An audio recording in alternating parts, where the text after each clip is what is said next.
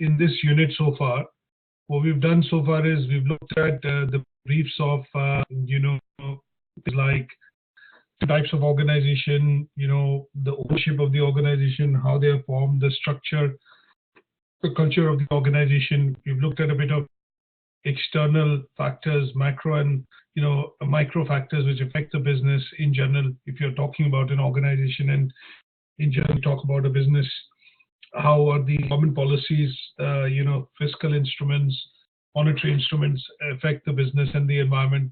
We look at covering, finance, in particular accounts, because there's no business which can work without money. So obviously how the resources of finance are, looked at. We looked at the importance of planning when you look at financial planning. We looked at understanding some key statements which are required for you to understand how to interpret them for decision-making purposes, things like the balance sheet, the profit and loss account. We briefly looked at, some ratios which are important, like the profitability ratio. We look at payback ratio, annualized percentage rate of interest, APR. Then we subsequently went on, study basically key frameworks, things like, PESTEL and SWOT. But we also looked at some of the team building aspects of, why team building and dynamics are important. What are the differences between leaders and managers, management styles, how leaders look at motivating employees or staff within the organization. And then in the last session, what we looked at was understanding, the role of HR and HR department within an organization, and what are the key important legislation which you have to look at, like, for example, the labor laws, in particular, how do you look at grievances, how do you raise that internally with the HR, and if they do not get solved within the remits of the organization, the HR department sets in. Role of unions, briefly we looked at. And then how do we look at recruitment and selection, and what is the role which HR plays in training, recruitment, selection, and the 6 key functions which they do. So the last bit that we are looking at today, studying in this particular unit in how businesses operate, would be to understand the importance of, customer service, and why is in every organization the success of the business actually depends on providing the service they promise, or the service they write, advertise, promote about in their marketing literature, or in particular, any sort of communication that it does. So which helps it differentiate from other businesses. So when I say, you can order a pizza from Pizza Hut and you're guaranteed a delivery within 30 minutes or lower, so half an hour or, under half an hour. And you are kind of, let's put it this way, when you look at the advert, obviously you look at promotions in terms of the price points and, what you can do with. But when you look at the delivery aspect of it, the promise aspect of it, what they say is that we deliver pizzas which are fresh, hot, and obviously under 30 minutes is what you go by when you look at the promise of delivery in terms of service. So every time you go to an outlet to have a pizza, it tastes the same, whether you have it in E outlet in Trafford, or, for example, A outlet in London, or, a different Pizza Hut outlet in a different location. You will always find the taste, the kind of the pizza when it's prepared, the flavors, the toppings, everything around that particular product remains the same, isn't it? Yeah, that's. So when we look at that promise of something that we get to see which organizations advertise, that their fundamentals of the providing of services based on the aspect of this is their signature differentiation. This is what they differentiate and what they provide. When you look at eating at Pizza Hut, or when you look at differentiating with Domino's or any other pizza brand, is that they have their own individual characteristics, and these characteristics basically help you in, kind of picking and choosing and making a choice. This is what I need to look at from an aspect of, why I choose Pizza Hut. Now, this is the promise of delivery in terms of promise of service. So irrespective of wherever you have it, whichever location you have it, whenever you have it during the time of the day, if you order the same product, you get the same taste, the same type of flavors, and you get the same benefits which you expect out of when you pay the price, for that product or that service. And this is a key ingredient or an aspect of when companies define, or when businesses define what actually defines their success. Why do people come again and again and become kind of give you repeat business? Is because of the fact that they tend to kind of trust your brand and the product that you provide or the service that you provide, uh, and it is something which is as it is claimed on the marketing literature or the collateral, and that is what you end up delivering to the customer when they ask for it. So let me look at also maybe another example before we get into some of the slides that we look at. You look at travel and tourism industry in particular. One example that we will take while covering this particular outcome would be to look at a service industry. Now, when we look at travel and tourism, we generally look at an industry which is centered, or the cornerstone of this particular industry is that it provides services, different types of services to its customers, and this is one of the largest employers of people across the world. So it is a very large industry. It is probably one of the biggest industries in terms of sectors when we look at. And this entire sector is its success of this entire sector, the services which it provides, actually depends on customer and customer services. So you buy a holiday package, you are essentially going to be becoming a customer of a hotel, an airline, probably a taxi service or a cab service. At some stage, you will dine and wine within a hotel, restaurant or things like that. You might end up going to a leisure park, or you might participate in certain activities. But at every step of the way, when you're taking a vacation or a holiday, you are actually experiencing customer service. Will that be right to say that, this is an example wherein at every step of the product or the service that you use, you are looking at getting service, or receiving service as a customer from one type of the, facility or the other. Yeah, definitely. Yeah. So if I book a holiday with Jet2 Holidays, for example, from the time you go onto their website to the time that you end up booking the ticket, and then to a certain extent buying the package, the hotel stay, everything involves you receiving a service from a particular department within that company. So let's look at dwelling into a bit more into understanding how this is important, and why is this feature of when we talk about customer service important, because this is the promise or the underlining fine terms and conditions which you sign on for a dotted line, is something which is defined in those fine prints, which basically talk about that, okay, this is what you will receive if you sign up for this service, or this is what you expect to get from or in return when you make payment, or when you make payment for some of the services that you want to receive. So it kind of dictates, if you've had a good experience, you might come back and dine in that restaurant again, maybe order from that takeaway again, take a holiday again with that operator.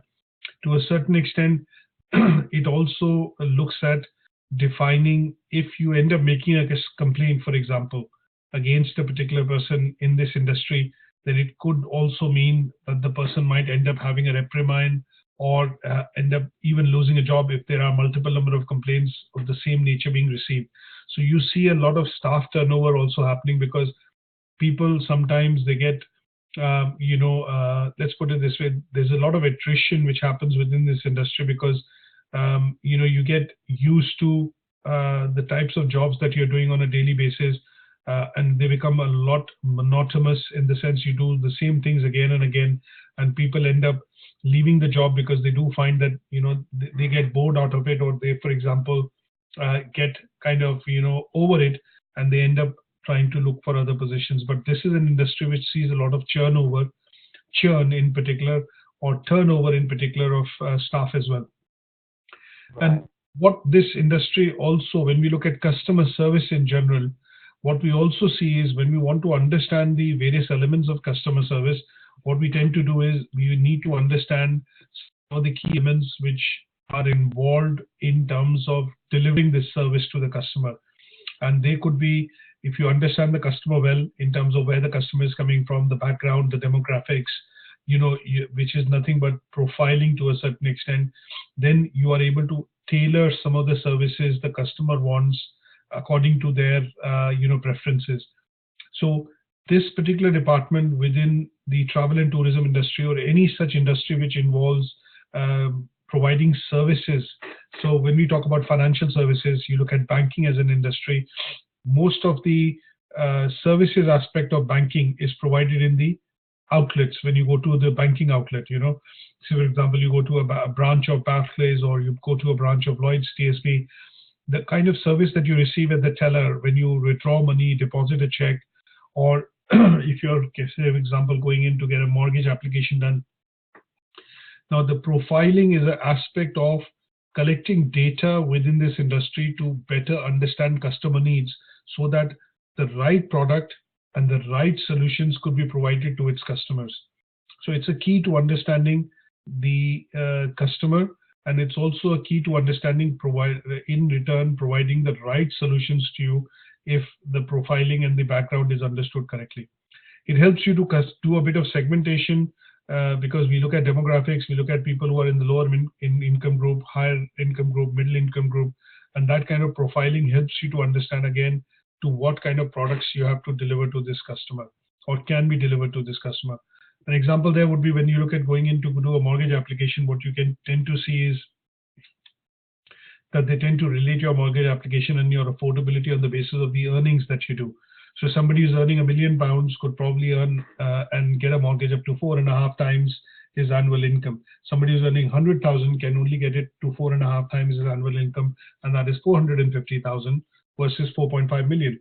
So segmentation of customers can also be done on the basis of profiling and on the basis of understanding the preferences of customers, which allow you to tailor the product or the service that the customer could afford or choose to buy, depending on and that will all depend on the service that you provide.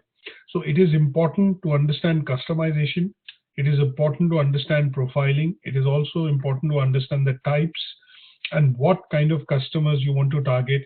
If you want to get repeat business, if you want to get customers being loyal to you in terms of your organization, and also to a certain extent, keep enjoying increase in business because the customer's recommendation to other colleagues and friends, which could be through word of mouth or through other mediums, which is things like recommendations and positive reviews.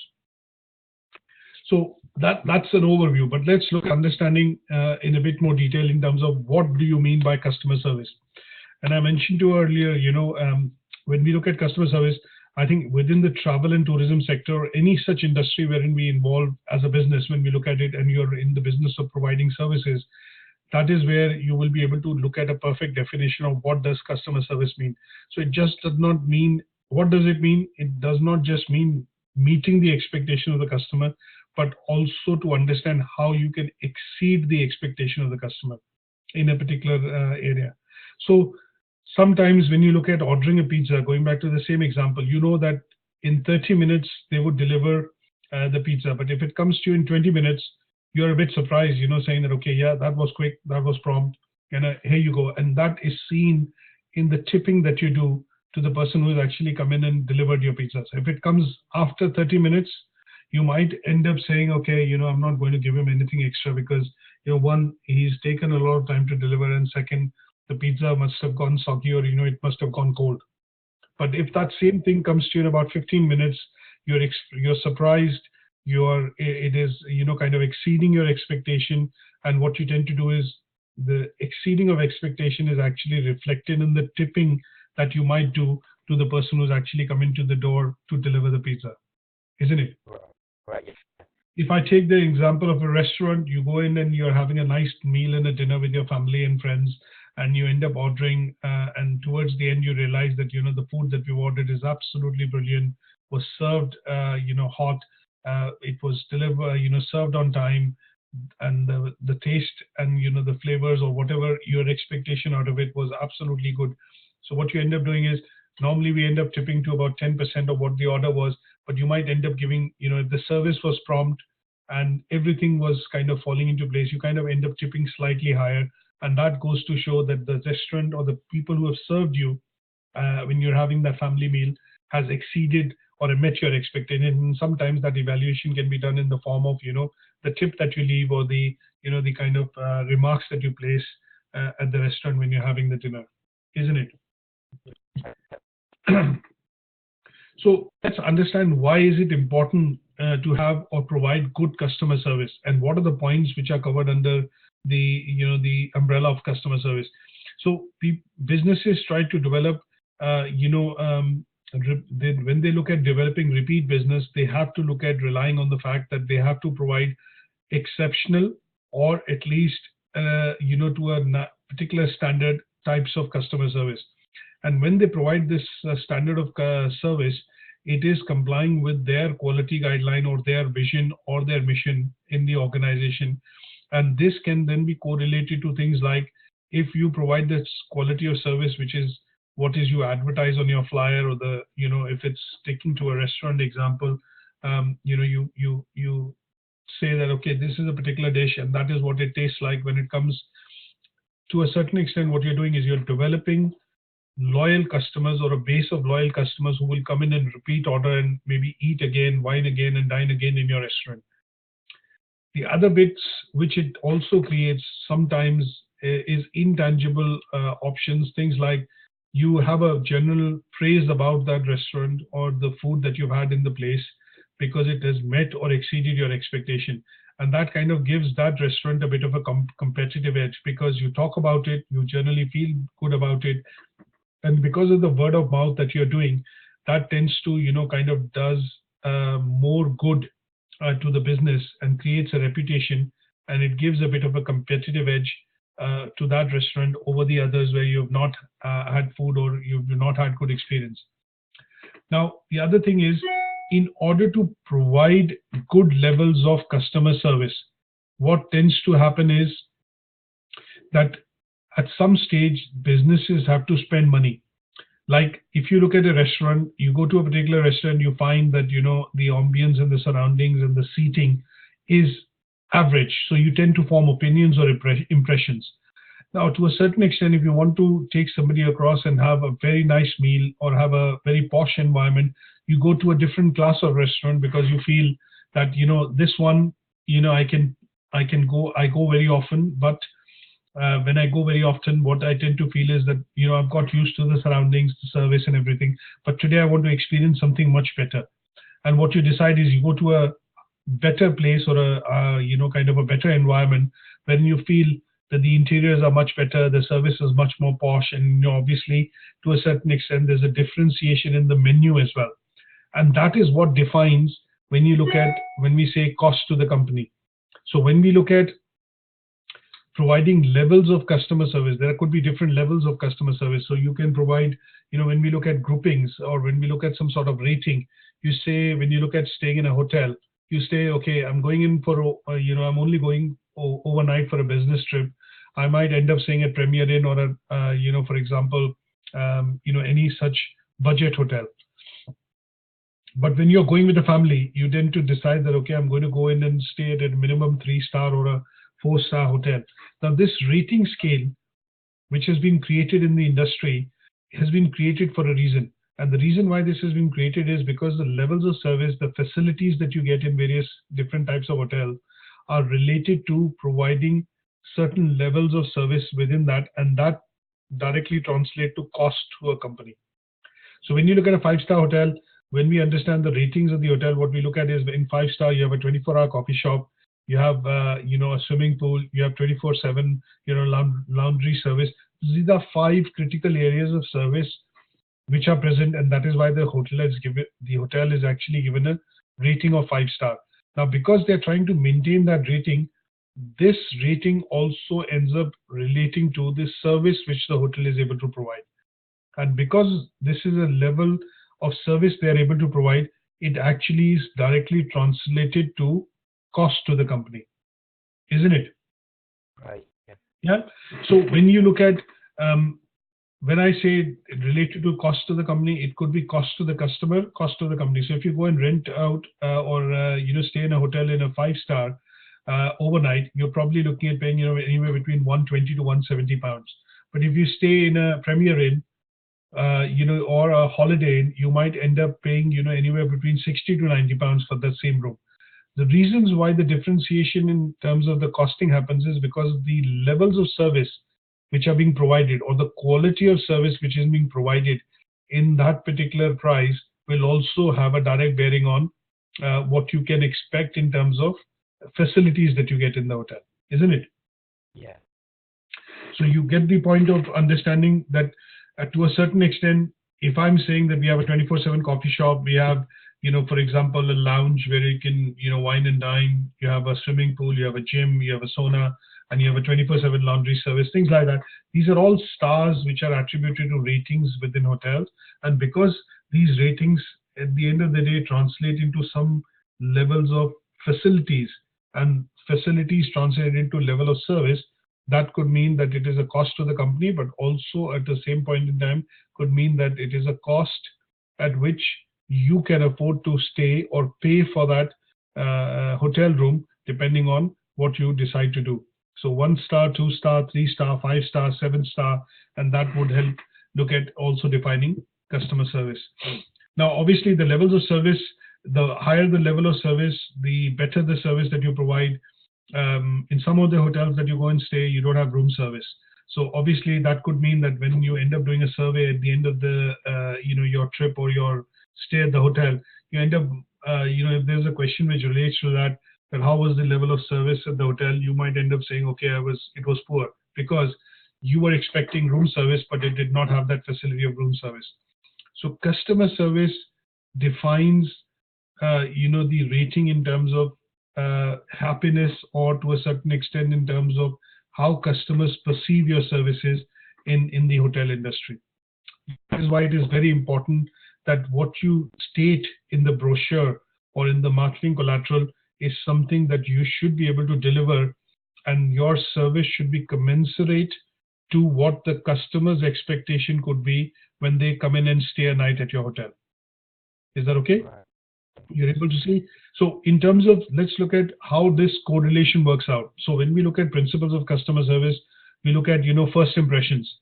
Now typically, if you've heard of the 3-3-3 rule, which is, if you form an impression, basically what it says is the 3-3-3-30 and 3-3 rule is, if you say you go onto a website and you like it for 3 seconds, you are more likely to be there on that website searching for what you're searching for about 30 seconds.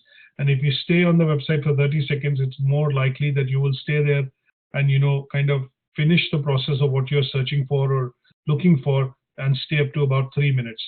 So similarly, first impressions, are very important in this particular industry. And normally customers, what they do is they go by, when they look at customer service, when you go into a hotel, you find if the hotel lobby is not very clean, your first impression is, oh, I don't think the hotel is going to be clean enough. You enter your room and you find if the bed linen is not, something which is neatly creased and ironed, you find that, your first impression is, no, I'm not impressed with the room. I think the service is going to be sloppy. So impressions are very important in this area of customer service, and that's why you would see that when you enter a hotel, you will normally see that they do the exteriors in brass and silver, kind of white metal, so that it looks nice and clean. It forms a very good impression that you're entering into a place which is very posh. Now there are other elements to the customer service. So obviously presentability, the exterior of the fascia is important for it, for you to have first impressions. But when you get in at the lobby, if somebody greets you well, or when you are in a business and you go in, you're expecting to go and meet somebody, when you get greeted at the reception, you have you also form a positive impression. So communication at every step of the way would also help you to form some sort of an impression in terms of what kind of customer service you could expect, isn't it? Yeah. In this particular learning outcome, what I would suggest you to do is, if you're looking at doing the tasks and you're trying to understand this topic, the suggestion would be to try and visualize anything which is related to service, even at home. You Right. come back from work, For example, sometimes what happens is you're very tired, you come back from work, and sometimes your kids end up greeting you, or your spouse or your partner ends up asking you this question, how was your day? Your first impression is that they generally like you, or they want to interact with you, understand how your day was and how did you spend your time today. So customer services will have all those elements in terms of communication, in terms of your first impressions, things that you'd use, touch, feel, will also give you some sort of an impression. If you sit in the lobby of the hotel, or while you're sitting in the reception waiting for your table to be ready in a restaurant, what you do tend to do is pick up certain things which they put on purpose there, which is things like, the menu, for example, the feedback and reviews, and that all helps to create positive impression about what you're going to receive in terms of customer service when you wine and dine in that restaurant or you stay in that hotel. Now, in certain cases, if you go into a hotel, you're checked in, your room isn't ready, what they tend to do is they give you a voucher and say, okay, while your room is being readied, why don't you have a drink or a coffee in our bar? And they give you a tab of £5 or £10. If you go in and, for example, get your car serviced, say at one of the dealerships in Mercedes or Audi or BMW, and they know that you're a new customer who's recently bought a car and has come in for the first service, and if you're not bringing your car in, what they tend to do is they give you a tab so that the taxi can actually take you to a certain location and drop you off. Now, these are things which are defined within the mission statements of what the company and the ethos of the company stands for, or the business stands for. And when you see this being enacted in the form of services being provided to customers, this creates a delight, meets the expectation, or does not meet the expectation, and that is where the customer then overall forms an opinion about what kind of service or what kind of persona the company actually stands for. Correct? Right.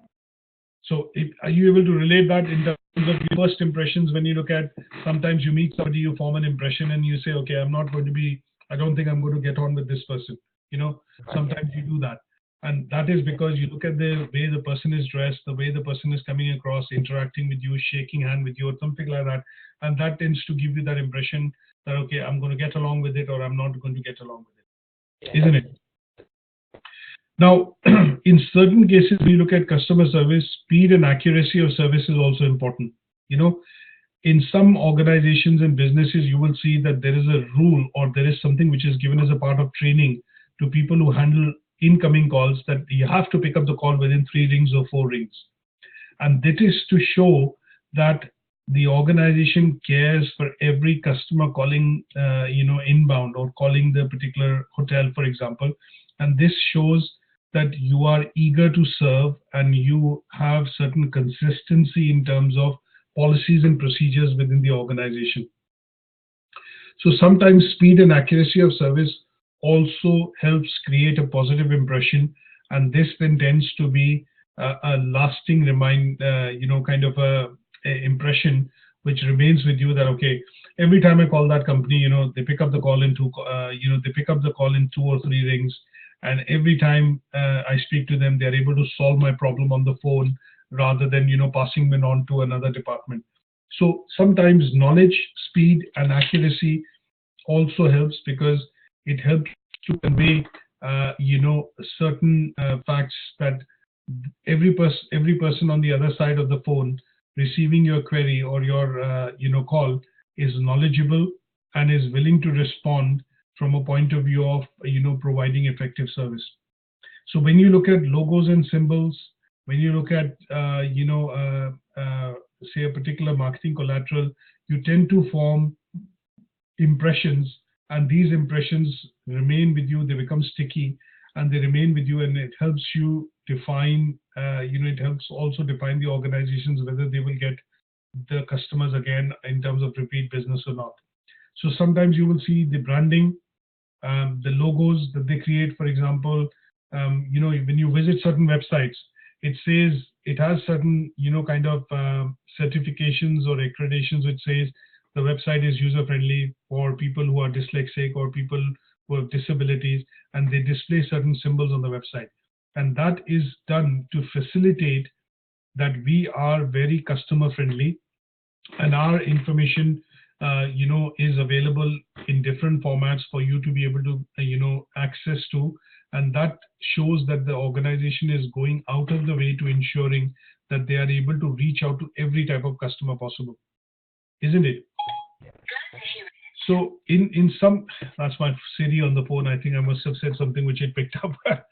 So when you sometimes look at going to a bank and you want to speak to a teller, they've installed the hearing in loop. The reason why it's been installed, we don't use it, but customers who have disabilities in terms of hearing disabilities can actually plug in their headphone jack into the systems, or even into the ATMs, so that they are able to receive instructions in other mediums as compared to looking at getting information which is visual. So if you're say for example having an impairment or having something which is a disability, then some of these things which are facilitated on ATMs for you to be able to touch and feel and use that would be the fact that it'll allow you to kind of build some sort of let's put it this way, a positive impression about the company providing the services. Right. Now, when we look at customer services, I think talking about it is fine, but most companies have to have some sort of policies in place. And these policies are policies created over a point in time because they want each and everyone working within the company, the department, or that side of the organization which is customer facing, to have the same response and understanding in terms of certain benchmark which the organization has set. So when we look at say again, going back to the example of pizza, for example, Pizza Hut. Now, irrespective of whichever outlet you go to, the process and the recipe for making the pizza, the moment you order it, which is on the menu, remains the same across all the outlets, isn't it? And that is why we can safely say that if I've had a pizza somewhere in London in Pizza Hut, and I've had somewhere in Manchester, they exactly taste the same. The preparation, the taste, the flavors are exactly the same. Is because they've written a policy booklet, or they've written a booklet around it in terms of how to prepare that that particular pizza or make that preparation, and that provides consistency across wherever the product is being ordered or delivered or eaten. Okay, so in order to define and set standards, most organizations and businesses, what they do is they create policies, and these policies become part and parcel of employee induction plan when they look at employees joining the organization or joining a particular department to be able to deliver these services. Okay. Right. Now, one of the other key things that we look at in terms of customer services is that we look at the fact that this is not an industry in which these services can be delivered by one person. Teamwork and communication are very effective tools which have to be utilized in order for the organization, the individual, the department to be able to deliver effective customer service. Okay. The reason is, if you again imagine most of these locations wherein you go and say, for example, wine and dine. So let's look at a restaurant. Now, the restaurant, if you go to a restaurant, you see different people working within that environment. So there'll be somebody who will greet you at the door when you enter. There'll be somebody who will come in and take in the order. There's a manager who comes in, takes the order, and keeps checking with you if the food is okay and you're happy, you want to order something. There are waiters who basically will come in and deliver food when it's ready. The chef in the background prepares the food. So if this whole setup is not there, if this whole setup does not function as a team, that there is no way that the food will be delivered on time, or you'll be able to receive the get the level of service that you expect when you go and have food at the in an expensive restaurant. So teamwork is a fundamental building block when you look at services industry in general, and when you receive or think of a product or use a service wherein you expect to get some deliverables, you will always see that there is teamwork in the background which is working, and as a team they are able to deliver and it is not just one person who is basically delivering or speaking and providing you all the things which you expect to get. An example here would be a hotel. You look at a cruise liner, you look at the holiday package that you book. So there are different people that you meet and speak to at different points in time. But as a team or as an organization, when you buy that package from that tour operator, you will probably meet different types of people. But that tour package comes across and can only be put together if all of them know what role and function they can play in providing and delivering that service to you. Is that okay? Yeah, that's fine. And the other thing that we look at very clearly is that communication is very important in this, is because of the fact that if again going back to the example of where we look at the manager taking the order, and when you're dining in a restaurant, you tend to see that if the order has not been taken correctly, or if you've ordered certain dish and it's not been delivered, is because the communication in terms of you saying it and the manager recording it on the ordering slip has not been done correctly. So communication is a very important bit, because he or she tends to communicate that, okay, he's a repeat customer, please make sure that everything that we do, we take care of him. And communication is at every step of the way is important in providing good customer service, because it is a key ingredient in ensuring that you are able to capture the information at every step of the way, which then can be translated to the next person where he or she is actually going to be delivering the service. So once you check into the hotel, you do your bits at the reception. At some stage, you might be telling the reception when you're checking in, saying that, I'm vegetarian, could you ensure that, this is done? Or if I'm attending an important business meeting, can you put up, can you put a reminder, wake up call for me for 6 a.m. in the morning, or could I get bed tea in the morning, at this time? Now, if these details are skipped, that means we are not able to capture the key bits which the customer is expecting the service on, and that would leave, or create a bad impression, and would create some sort of a drawback when the customer ends up not getting, the tea, or not being woken up at the time that he had asked for. And if these bits in terms of communication are recorded while the customer is checking in, even if the shift changes, the next person taking over in the shift would clearly know that when they go through this, okay, the customer is requested for a callback, the customer is requested for this, and that happens in an auto mode. And that basically goes to show that everything which is being said at every step of the way is actually being captured as a requirement, which is, to a certain extent, a type of service which the customer is requested for, and that, irrespective of who's at the counter, is recorded and is delivered at the time, and at the specific time or place as it is required for, in the case by customers. And meeting those needs means that the customer is happy. Meeting those needs means the customer has had a good experience, and because he or she has had a good experience, there are high chances of that customer coming back and becoming a repeat customer, staying in the hotel again, and that would mean that you get increased business, and in general, you get loyalty developing out of that customer, for your hotel or for the service that you're providing. So that is where I will stop for today, and that would give you an idea in terms of why customer service to a certain extent is important, and how it leads to creating an understanding within the sector that every business, when it works, there is a need for that business to provide a particular amount, type of service or type of product, and that is why a business exists. And if your existence is basis certain products and services that you provide, then at some stage, these products and services which have to be provided to a certain quality or a level of quality, which will then in return give you returns for the business, which is in terms of either you receiving money, or obviously, let's put it this way, building your reputation, tangible and intangible benefits. So obviously you are in a business, you're not in charity, so you are providing some services, you receive costs towards those services, but the intangible benefit could be that your business ends up getting or developing a reputation over a point in time because of the level of service you provide, and that helps you differentiate yourself from, or your business from, other competitors in the market. Is that okay? Right. Yeah, that's right.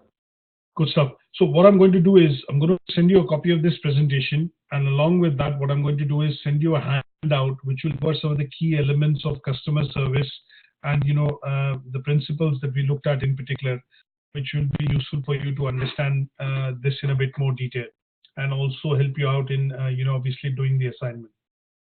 Great. Okay, good stuff. So any questions or queries, do come back to me with regards to, this particular learning outcome 6. And with this, what we will do is we have completed the first unit. And in the next session that we do, what we're going to do is do a discussion on the assignment requirements, so that Right. we'll discuss exactly, what tasks require what things to be done. And that will kind of be a bit of a recap, but also give you certain, indicators to what is expected in the assessment when you start writing the assignment. Right. Okay. I know that you've started to draft something already. The bits that you've completed on learning outcome 1 and 2, my suggestion would be to email that across to me so I can start to give you some feedback on that. And then that guidance would essentially help you to kind of tinker or make changes to the bits of assignment that you're doing, the other bits that you're attempting. Okay. Good stuff.